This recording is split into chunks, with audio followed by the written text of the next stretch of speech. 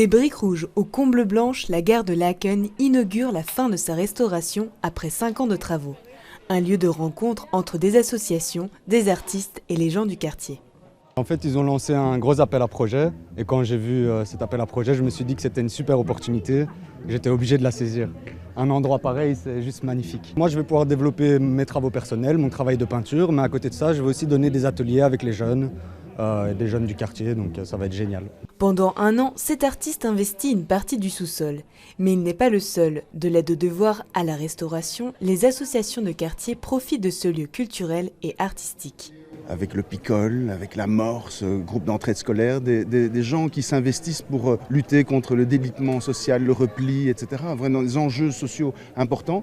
Et nous, on amène la collaboration sur des aspects artistiques, sur la peinture, la danse, exprimer, développer son potentiel créatif. Mais cette rénovation a un coût, 4 millions d'euros rien que pour la ville de Bruxelles, pour ce lieu culturel où plus aucun train ne passe. L'une des difficultés de cette restauration, c'est qu'il fallait redonner un éclat à ce bâtiment tout en préservant son authenticité. Restaurer les combles, il y avait certaines choses, des lucarnes qui avaient disparu et on a remis le bâtiment comme à l'origine parce qu'on avait une photographie. Et là, vous verrez donc dans la charpente, c'est super lumineux grâce à cette restauration.